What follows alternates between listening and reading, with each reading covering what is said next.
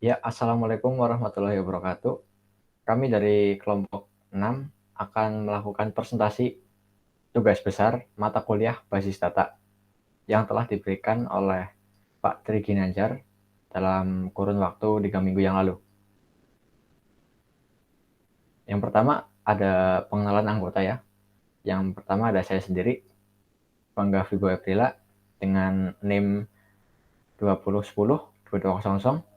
Terus ada Arashid Maulana GS dengan NIM 2010-2215. Dan terakhir ada Zidan Al-Latni Fitrah Ramadan dengan NIM 2010-2214. Nah, yang pertama untuk data definition language tentang melakukan penentuan lokasi untuk merancang database yang akan dijelaskan oleh Zidan. Silakan. Satu, Rocket Web e-learning pun tak luput dalam penggunaan database. E-learning merupakan proses di mana user dapat belajar sekaligus berinteraksi dengan materi yang sedang diajarkan melalui piranti keras komputer secara daring. Selanjutnya dua, permasalahan yang timbul sehingga perlu dibuat basis data. Karena terdapat banyak user yang login untuk mengakses dan mendapatkan nilai serta sertifikat, maka web project ini wajib menggunakan database sehingga admin dapat dengan mudah melakukan tracking seberapa banyak siswa yang telah melakukan akses course ataupun mendapatkan sertifikat.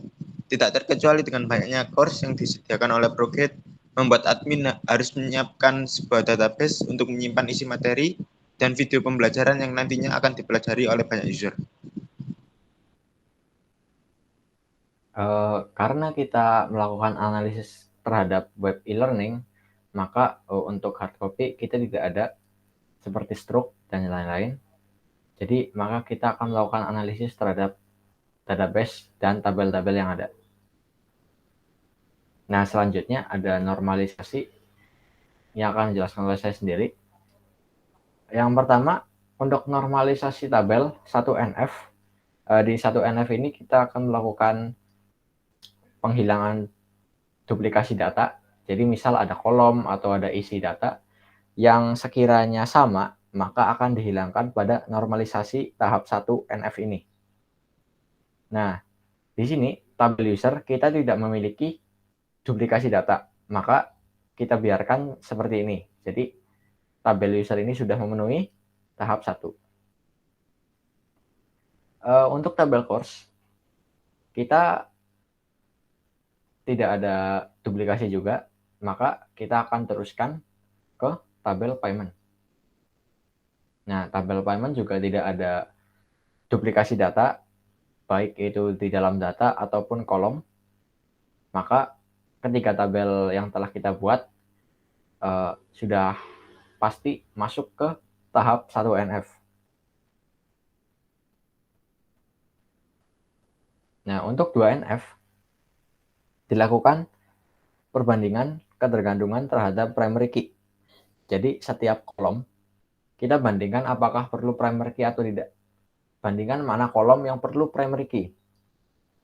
Nah, untuk tabel user tidak dilakukan perubahan karena semua elemen itu bergantung terhadap primary key. Contoh, misal ID user dengan nama saja, tapi tidak memiliki password dan nomor HP. Maka identitas masih kurang. Terlebih lagi, jika cuma ada ID user dan password saja, maka kita tidak bisa menentukan password siapakah ini. Begitu pula dengan nomor HP. Jadi makanya nama, password, nomor HP itu bergantung dengan ID user. Dan tabel user ini berarti sudah memenuhi tahap 2NF. Lalu pada tabel course, tadi kan ada ID course, URL, materi, dan ID user.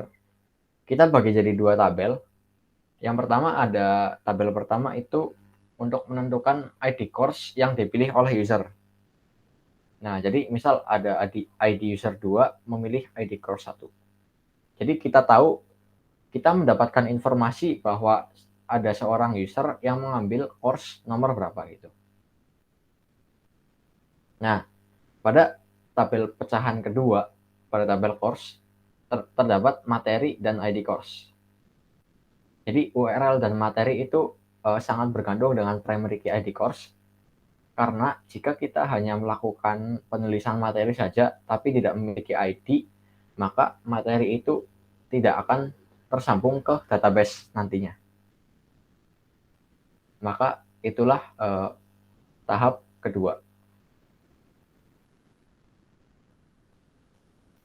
Nah, untuk tahap 2NF pada tabel payment, yang pertama ada ID payment sama ID course. Di mana ID payment itu menentukan ID mana yang dimiliki oleh course dan dibeli oleh siapa. Maka kita bagi pecah menjadi dua. Nah, untuk tabel yang kedua, misal ada ID payment, itu dibayar pada tanggal berapa.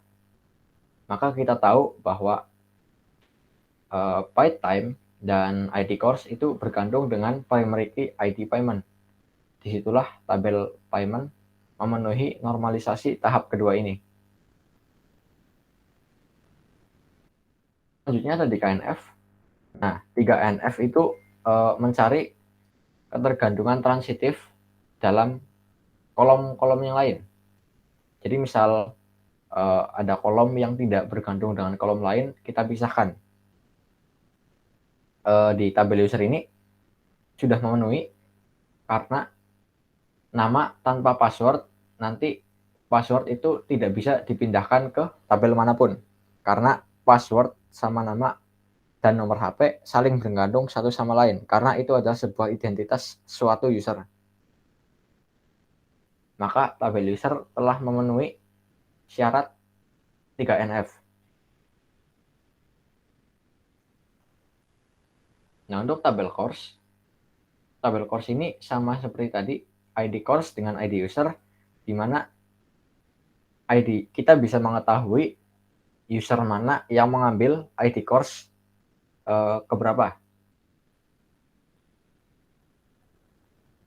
Untuk ini sama juga, materi dan ID course saling berhubungan satu sama lain. Nah, untuk ID payment, kita lakukan pemisahan transitif, berarti hitungannya hampir sama seperti tadi ya. Untuk paid time, misal kita sambungkan paid time di sini. Paid time dengan ID course saja kan itu kurang menyambung gitu. Jadi misal ada ID course 1 JavaScript dibayar pada tanggal sekian. Nah, kita nggak tahu bahwa siapa yang membayar dengan token berapa. Jadi ID course sama paid time itu kita pisahkan. Makanya dibentuklah dua tabel ini, ID payment dengan ID course dan ID payment dengan paid time. Itu adalah bentuk ketiga dari tabel payment, yaitu untuk mencari ketergantungan transitif dari kolom satu sama lain. Nah, untuk diagram IRT akan dijelaskan oleh Zidan. Silakan Zidan. 5. Buatlah diagram IRT-nya dari hasil normalisasi data yang telah dilakukan.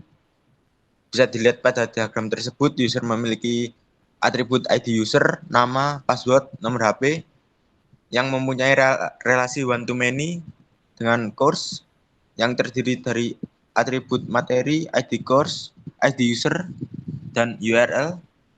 Selanjutnya memiliki relasi dengan payment, one-to-one, dengan payment yang memiliki atribut ID payment, ID user, paid time, dan ID course.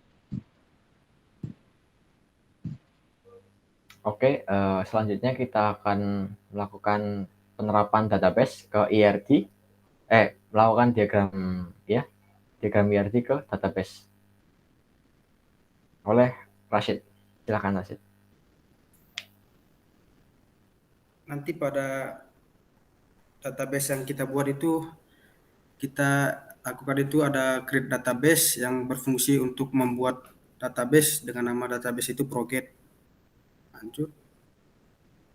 Kemudian kita membuat tabel user yang dimana pada tabel user itu terdiri dari kolom ID user dengan tipe data integer, kolom nama dengan tipe data varchar, kolom password dengan nama varchar, nomor HP dan dengan tipe data integer yang dimana pada ID user itu merupakan primary key.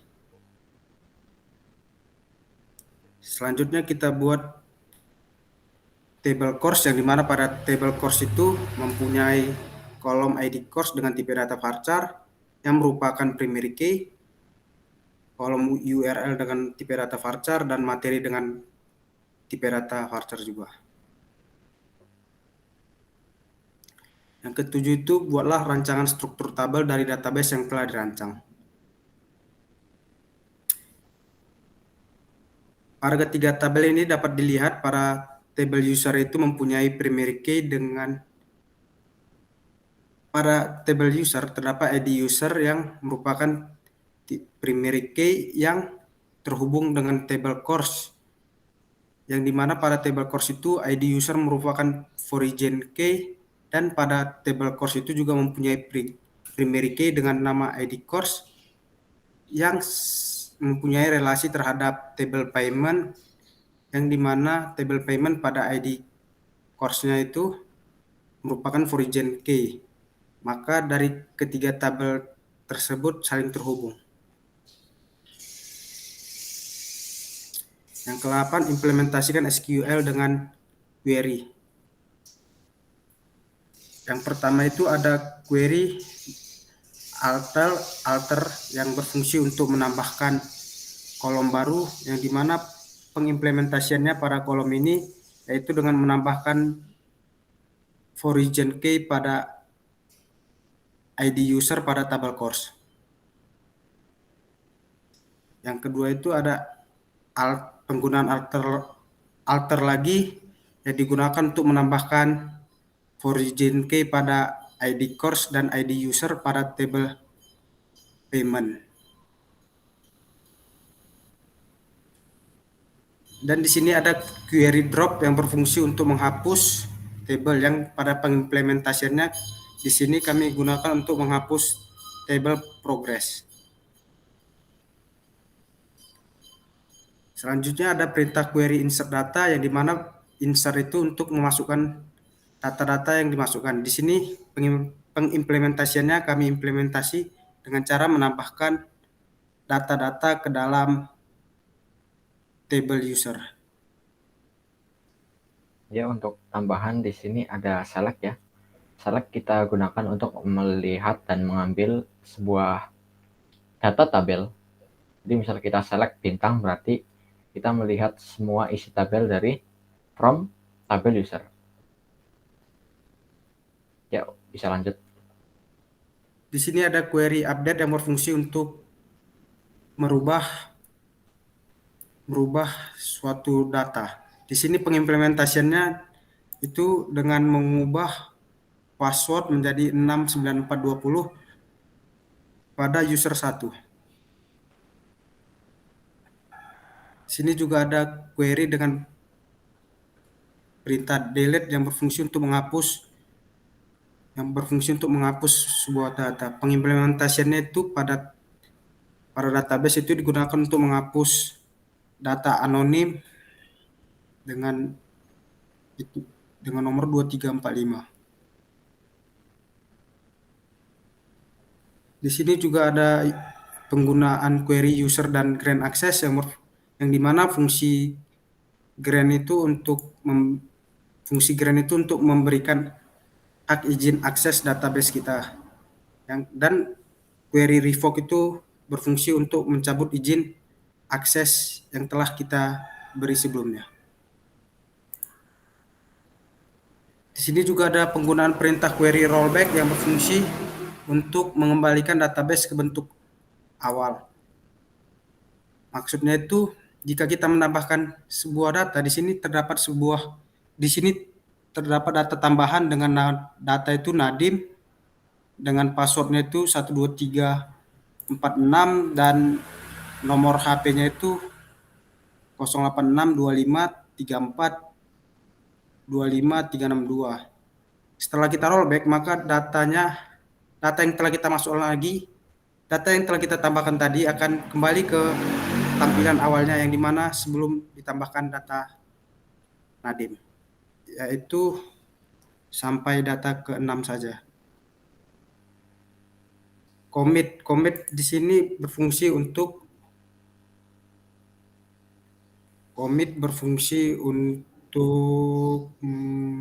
Membuat data permanen. Menyimpan data secara permanen.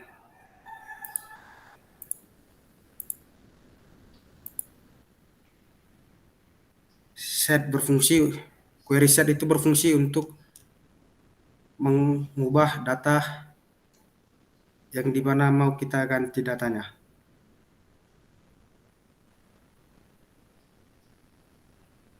Ya, mungkin segitu dari kelompok 6. Kesimpulannya kita melakukan real case terhadap web e-learning progress, yaitu dengan melakukan analisis dan menerapkannya dengan membuat database dari web e-learning tersebut.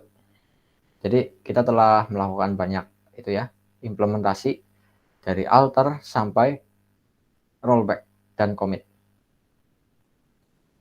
Jadi begitu presentasi dari kelompok 6. Kurang lebihnya mohon maaf. Wassalamualaikum warahmatullahi wabarakatuh.